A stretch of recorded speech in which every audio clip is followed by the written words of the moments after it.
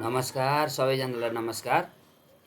म तपाईहरुको लागि विशेष गरेर आज क्लास 12 को लागि बोर्ड एक्जामको लागि बहुतै इम्पोर्टेन्ट कन्टेन्ट छ। यो क्लास 12 को लागि जुन चाहिँ इक्वली इम्पोर्टेन्ट है। सुन्नु है, मेडिकल इन्ट्रान्समा त अहिले त 11 12 को मात्रै सोध्ने भन्दैछ। त्यसकारणले ख्याल गर्नु होला, यो 12 को लागि बोर्ड एक्जामको प्याटर्नमा डपलर्स इफेक्टका 8 वटा केसेसहरुलाई म सिकाउन गइराखेको छु है।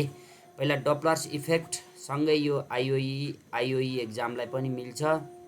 अनि यो इन्जिनियरिङको लागि त्यस्तै सीई मेडिकल इन्ट्रान्सको लागि पनि इक्वली हेर्नु होला है सँगसँगै। ल यो इन्जिनियरिङको लागि इन्जिनियरिङ, यो मेडिकल, पारामेडिकल एन्ड आईटी सेक्टरको लागि सँगै सबैको लागि नै इक्वली इम्पोर्टेन्ट हुने गरी म यो कन्टेन्ट बनाइदिन्छु है तपाईहरुलाई। डपलर्स इफेक्ट भनेको के हो एकै सर्टमा दिनुस् त।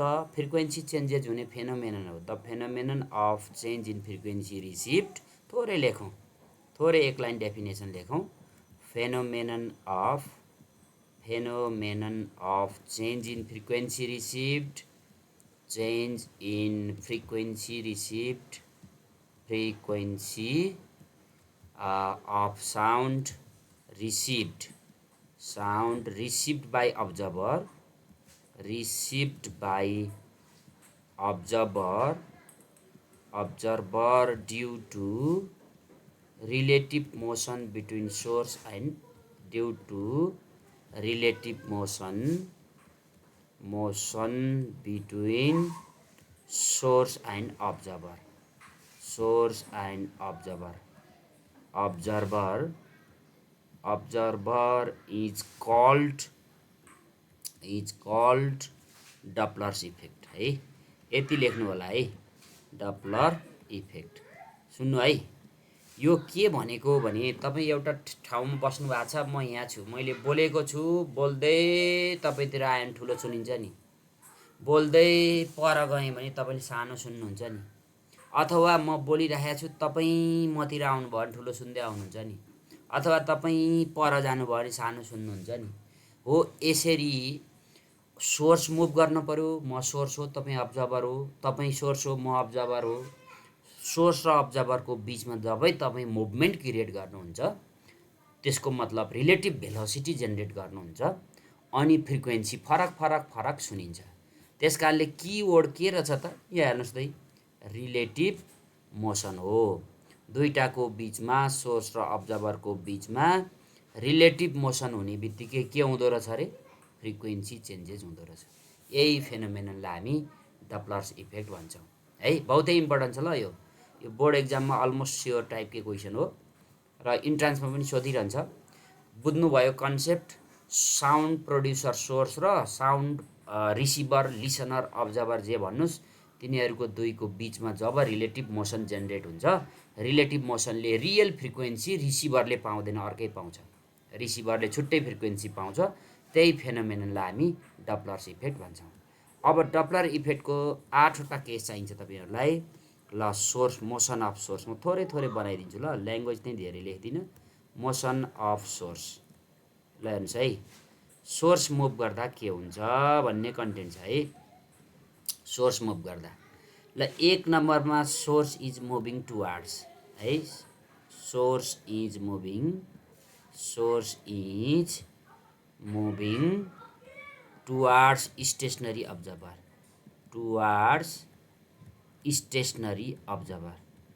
टाइटल हेर्नु है, स्टेसनरी अब्जर्भर। एकदम टाइटलमा ख्याल गर्नु ल, के मुभ गरे है, यो लाइट, यो साउन्डको सोर्स हो एस, ऊ यो अब्जर्भर हो ओ, सुन्नेवाला यो हो, सोर्सवाला यो हो। यहाँबाट साउन्ड त उता अलरेडी गइरहेको छ, यो साउन्ड बनाए मैले, तपाईँ सोर्सको मोसन बनाए होइन, साउन्ड बनाओ, उसले यहाँ पुग्दा रिसिभ गर्छ। ल साउन्ड यता गइरहेछ, तर टाइटल हेर्नुहोस् त, साउन्ड त भी भेलोसिटीले गयो, डन्ट वरी है, तर यो सोर्स नै तपाईँ उता मुभ गर्नु पर्यो क्या, सोर्सै टुवार्ड्स जानु पर्यो क्या। हेर्नुहोस् है, सोर्सै मुभ गरे हो। कतिले मुभ गरेको छ, भिएसले। अघि भनेको एक्जाम्पलमा जोड्नुहोस्, म बोल्दै तपाईतिर आइरहेको छु है। त्यसो भने यो साउन्डको लागि थोरै क्वेसन ख्याल गर्नुहोस्। फर साउन्ड साउन्डको लागि V equal to F lambda भइहाल्यो है। त्यस्तै एफ ल्याम्डा है, यो ल्याम्डा भइहाल्यो, F lambda V equal to F lambda भइहाल्यो। अब हेर्नुहोस् त यो सोर्सै उता जाँदा त यो बिचमा त वेभ त खाँदै नै भयो नि त। त्यस कारणले वेभलेन्थ कन्ट्र्याक्ट हुने भयो, कम्प्रेस्ड हुने भयो। वेभलेन्थ कम्प्रेस्ड हुने बित्तिकै चेन्ज भएको वेभलेन्थ लेख्नुहोस् है। चेन्ज भएको wavelength, change in wavelength lambda dash, wavelength lambda dash equal to, हेर्नुहोस् त दुइटै भेलोसिटी छ, त्यस कारणले भी माइनस रिलेटिभ भेलोसिटी एउटै डिरेक्सन भयो। भी बाई भी यसरी लेख्दा नि हुन्छ ल, V equal to F lambda लेख्न खोजे अब मैले, ल पक्नुहोस् है, यसलाई मिलाउँछु ल। यो change in wavelength lambda dash due to के, कम्प्रेसन, ड्यु टु कम्प्रेसन। खादियो होइन त दुइटाको बिचमा यो डिस्टेन्स घट्या छ नि त सोर्स र अब्जर्भर। त्यसो हो भने तपाईँले के पाउनुभयो त, V minus VS equal to F lambda dash. त्यसको मतलब हो ल्याम्डा ड्यास भनेको V minus VS times F पाउनुभयो। लो इक्वेसन 1। अब यो वेभलेन्थको चेन्जेसको कारणले अब तपाईँ कति फ्रिक्वेन्सी पाउनुहुन्छ लेखिदिनुहोस्। Due to change this wavelength, due to change this wavelength, the change in frequency is therefore change in frequency, change in frequency लो frequency changes कति त, F dash lambda dash equal to V हो। त्यसो हो भने F dash कति, भी by lambda dash उयो हालिदिनुहोस्, भी माइनस भीएस टाइम्स एफ पाउनुभयो। र यो हो इक्वेसन। सोर्स टुवार्ड्स जाँदा है, यो सोर्स टुवार्ड्स जाँदा कन्क्लुजन के पाउनु भयो भने त डिनोमिनेटर घटिरहेको छ। त्यसको मतलब हो F dash lace and greater, denominator घटेको नि त, F dash greater than F पाउनुभयो। एउटा केस यो।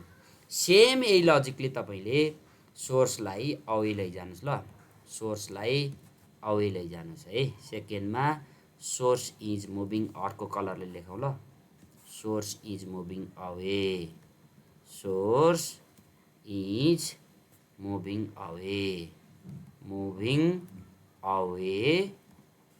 Away from stationary observer, from stationery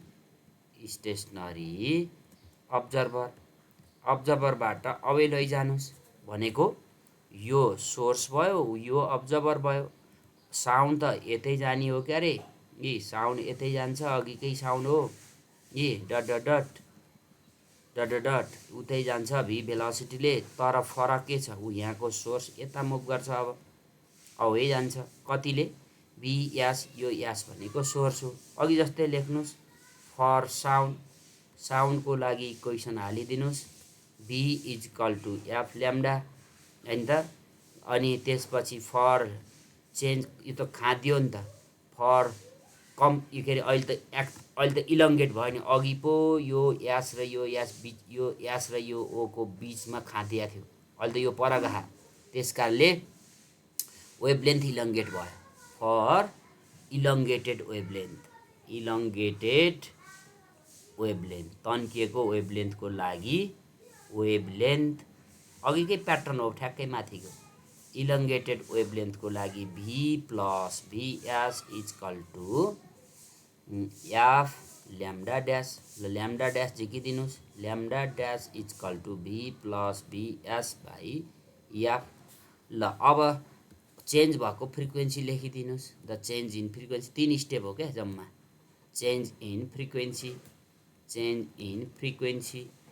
फ्रिक्वेन्सीको लागि तपाईँ के लेख्नुहुन्छ, या V F dash lambda dash equal to V, this gives F dash equal to V by lambda ड्यासको भ्यालु राखिदिनुहोस्, V plus VS times F.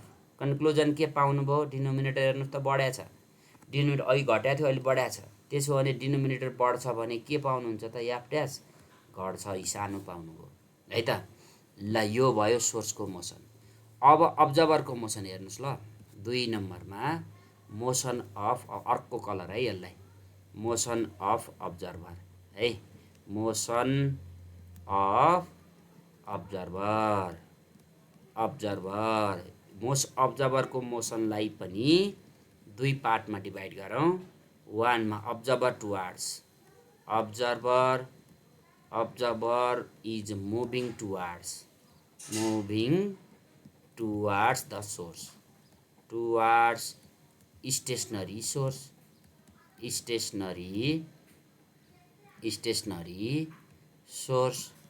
ल यो सोर्स भयो यो अब्जर्भर भयो। हेर्नुहोस् है साउन्ड त उतै जाने हो सोर्सबाटै जहिले पनि यसको लागि नो चेन्ज भेलोसिटी भी रह्यो कुरो अब्जर्भर ओर आइदिन्छ। अब अब्जर्भर ओर आइदिन्छ भिओ भेलोसिटीले त्यसो हो भने अघि जस्तै एउटा बुझेपछि बुझिहाल्छ। फर साउन्डको लागि नो चेन्ज लेख्नुहोस्। साउन्डको लागि v is equal to F lambda this gives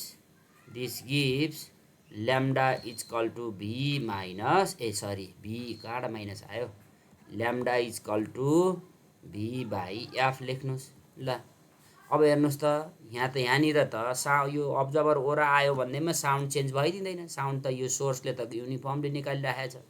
त्यसको मतलब हो रिलेटिभ भेलोसिटी प्रोड्युस्ड भयो। रिलेटिभ भेलोसिटी लेख्नुहोस्। रिलेटिभ भेलोसिटी चाहिँ हेर्नुहोस् त यो साउन्ड पनि उतै गयो हो यो यता अपोजिट छ। Velocity is equal to v plus vo यही रिलेटिभ भेलोसिटीले फ्रिक्वेन्सी चेन्ज गर्ने हो। चेन्ज इन फ्रिक्वेन्सी 3 स्टेपै हो। फ्रिक्वेन्सी इज भन्नुहोस्। इज कसरी झिक्ने त F dash lambda is equal to v plus vo। अब एफ ड्यास भनेको के त v plus vo by lambda. ल्याम्डाको भ्यालु माथिबाट ल्याएर राखिदिनुहोस्। v प्लस vo ल्याम्डा भनेको यहाँ चाहिँ हेर्नुहोस् त v बाई एफ। ल हेर्नुहोस् त न्युमरेटर बढिरहेको छ यहाँ त न्युमरेटर बढ्यो त्यस कारणले यो बढ्यो फ्रिक्वेन्सी बढ्यो। ल सोर्सको मोसन अब्जर्भर टुवार्ड्स यो भयो। सेम तरिकाले अब्जर्भर अवे लगिदिनुहोस् त 2 मा observer is moving away observer is moving away from stationery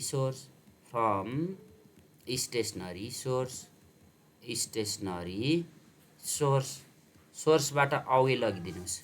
figure त्यही भइहाल्यो। यो सोर्स यो अब्जर्भर सोर्सबाट साउन्ड निस्किन्छ। अब्जर्भर जतासुकै जाओस् साउन्डको सोर्स एउटै हो नो चेन्ज। अब्जर्भर चाहिँ अवे लैजानु पर्यो क्या। अब भिओले अब्जर्भर भनेपछि त तपाईँको के भयो त साउन्डको लागि एउटै भयो क्या अरे। हेर्नुहोस् त फर साउन्डको लागि एउटै रिलेसन भयो।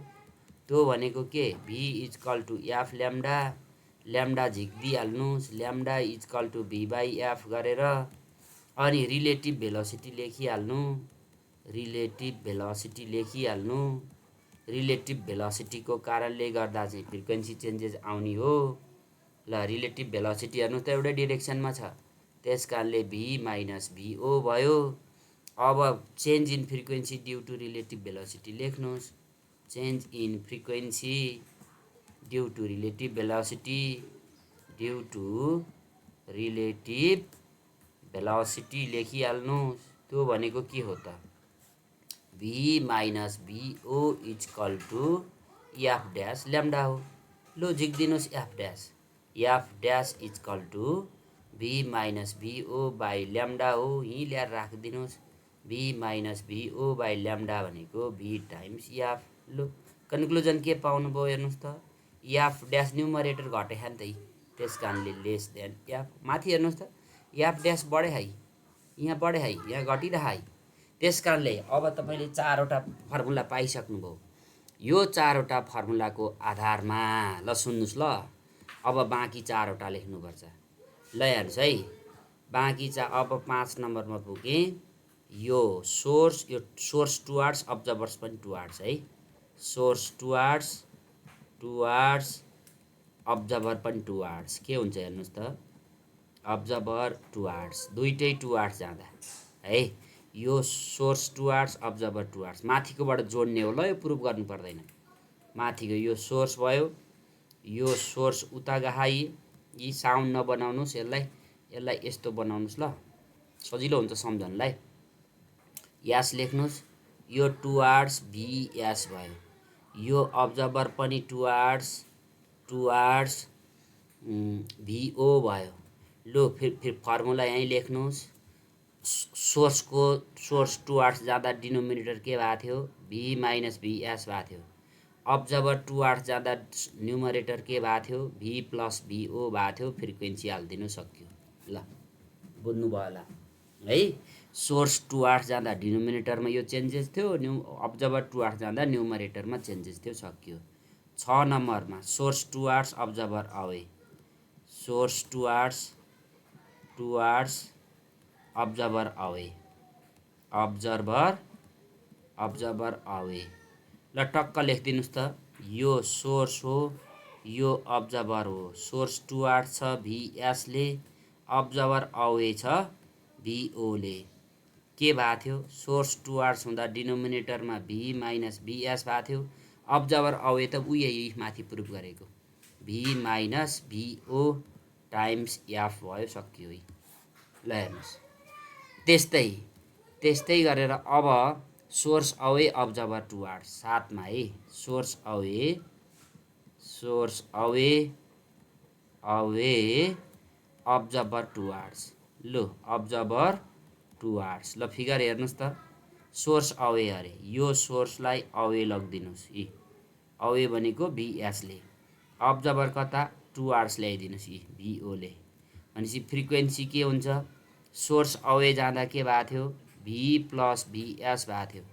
अब्जर्भर टुवार्ड्स जाँदा के भएको थियो, माथि हेर्नुहोस्, अब्जर्भर टुवार्ड्स जाँदा भी प्लस भिओ भएको थियो।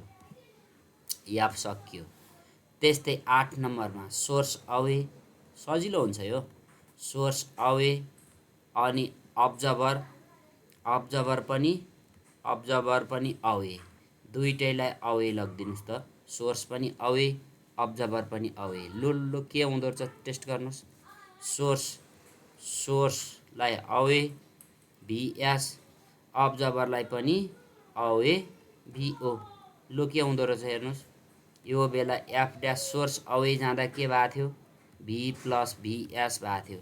अब्जर्भर अवे जाँदा के भएको थियो, भी माइनस भिओ भएको थियो। लो सकियो। ल हेर्नुहोस् 8 वटा भयो है। कहिलेकाहीँ रिफ्लेक्टिङ साउन्ड भन्छ ल, त्यो ख्याल गर्नु ल। इको वालबाट 9 नम्बरमा, in case of reflecting echo, in case of यो त धेरै इम्पोर्टेन्ट छ ल, एकदमै यो भिबिआई छ न्युमेरिकलको लागि र इन्ट्रान्सको लागि पनि। रिफ्लेक्टिङ इको दुइटै मुभ गराउने हो क्या। Reflecting echo both source and observer moves towards each other, both source and observer move towards each other, moves towards each other. त्यसो हो भने तपाईँको अब यो बेला फ्रिक्वेन्सी के हालिदिने, भी प्लस भिओ, भी माइनस भिएस, दुइटै टुवार्ड्स क्या याफ। ल यो हालिदिनुहोस्, सिद्धिहाल्छ। मलाई लाग्छ यति डप्लर्स इफेक्टको यति बुझ्नुभयो भने एनइबी बोर्ड एक्जाममा कन्फर्म क्वेसन फर्स्ट छ एउटा 12 क्लासलाई, र यो 8 वटा फर्मुलाबाट कुनै न कुनै फर्मुला अप्लाई गर्ने इन्ट्रान्समा पनि सोध्छ, मस्ट इम्पोर्टेन्ट छ। यो भिडियोलाई यति भन्दै पढ्नु होला। अर्को लास्टमा म के सजेस्ट गर्छु भने, मेरो च्यानलमा थुप्रै भिडियोहरू छ फिजिक्स रिलेटेड, लर्निङ फिजिक्स च्यानलमा। तपाईँले प्लेलिस्टमा गएर खोज्नुहोस्, आफूलाई कुन चाहिँ चाहिएको हो त्यहाँ पाउनुहुन्छ, अनि त्यहाँबाट अध्ययन गर्नुहोस्, सिक्नुहोस्। त्यति भन्दै भिडियोलाई यहीँ सकाउँछु। धन्यवाद है त, सबैजनालाई धन्यवाद है। पढ्नु होला है, केही डाउट भयो भने भन्नु होला।